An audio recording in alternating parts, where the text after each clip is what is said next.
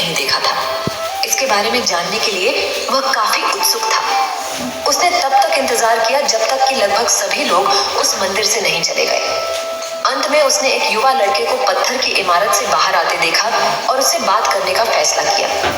शंकर ने उससे अपने मन में आए कई सवाल पूछे। उसका पहला प्रश्न था, इस इमारत को क्या कहा जाता है और लोग अपने साथ क्या लाते हैं? फिर उन चीजों को अंदर वाली इमारत में क्यों छोड़कर वापस आ जाते हैं? चीजों को अपने साथ लाना और उन्हें अंदर छोड़कर वापस चले जाने पर वह लड़का शंकर की अज्ञानता और मासूमियत पर बहुत ही हैरान था और उसके सवालों से चकित भी था। पर यह वह नहीं जानता था कि वह पास के जंगल में रहता है और शिकार करके ही अपना जीवन यापन करता है। लेकिन फिर भी उसने उसके सवालों के जवाब देने की पूरी कोशिश की। उसने शंकर को बताया, यह भगवान शिव का मंदिर है।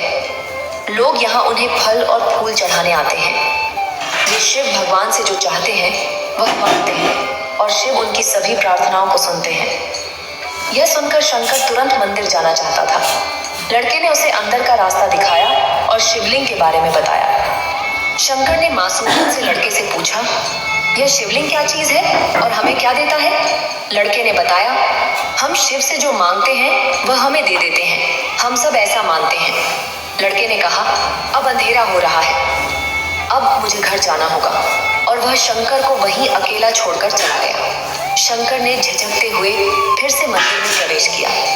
वह एक कोने में बैठ गया और सोचने लगा कि एक पत्थर किसी को वह चीज कैसे दे सकता है जो वे चाहते हैं। इसलिए उसने इसका परीक्षण करने का फैसला किया। उसने पत्थर की प्रतिमा से कहा, हे शिव, कृपया मुझे पर्याप्त शिकार करने दें ताकि मैं भूखा ना रहूं। मेरे पास आपको चढ़ाने के लिए कोई फल या फूल नहीं है, लेकिन यदि आप मुझे शिकार देते हैं तो मैं उसे आपके साथ साझा करूंगा। मैं वादा करता हूं कि मैं आपको धोखा नहीं दूंगा। अगली सुबह शंकर शिकार करने गया। उसने पूरे दिन शिकार की तलाश की, लेकिन उसे कोई शिकार नहीं मिला। वह भूख से तिलमिला रहा था और काफी निराश हो गया क्योंकि उसे कोई शिकार नहीं मिला था। दोपहर हो चुकी थी और अब उसे लगने लगा कि मंदिर के लड़के ने उससे झूठ बोला था। फिर भी उसने शिकार जारी रखा। जैसे ही शाम हुई, उसने 2 खरगोशों को अपने बिल से बाहर आते देखा। शंकर ने उन खरगोशों को मार डाला क्योंकि उसने शिव भगवान से वादा किया था कि वह अपने शिकार को साझा करेगा। वह मरे हुए खरगोशों में से एक के साथ मंदिर गया। देर हो चुकी थी और मंदिर सुनसान था। शंकर ने मंदिर में प्रवेश किया और जोर से कहा, कृपया आओ और अपना हिस्सा ले लो प्रभु, आपके लिए मैं लाया हूँ। वह वहां बैठ गया और अंधेरा होने तक प्रतीक्षा करने लगा, लेकिन भगवान प्रकट नहीं हुए। शंकर को भूख और नींद आने लगी और उसने खरगोश को मंदिर में छोड़ने का फैसला किया। अगली सुबह जब लोग मंदिर पहुंचे तो उन्हें शिवलिंग के सामने मरा हुआ खरगोश मिला। भक्त बहुत परेशान थे। वे सोच रहे थे, यह यहाँ कौन लाया है? उसने हमारे मंदिर को अपवित्र करने की हिम्मत कैसे की?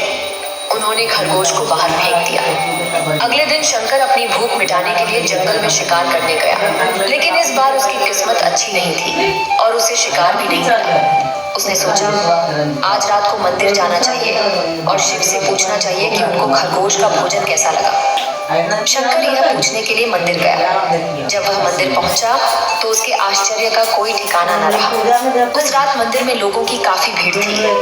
शिवरात्रि की रात थी, लेकिन अबोध शिकारी लड़के को इस बारे में कुछ भी नहीं पता था। शंकर ने चारों ओर देखा और उस युवा लड़के को देखा जिसने उसको मंदिर के अंदर शिव से प्रार्थना करने के लिए कहा था। क्योंकि उसे इतने सारे लोगों के बीच रहने की आदत नहीं थी, उसने वहीं रुकने का फैसला किया और पास के एक बेल के पेड़ पर चढ़ गया। यह एक लंबा इंतजार था और समय बिताने के लिए उसने पेड़ से पत्ते तोड़कर जमीन पर फेंकना शुरू कर दिया। उसे यह नहीं पता था कि पेड़ के नीचे एक छोटा सा शिवलिंग था जिसकी पूजा लंबे समय से नहीं की गई थी। शंकर के द्वारा फेंके गए बेल के पत्ते उस शिवलिंग पर गिरे। शंकर भजनों से मंत्रमुग्ध हो गया और धीरे धीरे 7 गाना पंचाक्षरी मंत्र का जाप करना शुरू कर दिया। रात भोर में बदल गई और सभी भक्त मंदिर से चले गए। शंकर पेड़ से उतरा और मंदिर में प्रवेश किया। उसने देखा कि शिवलिंग की आंखों पर लाल निशान थे।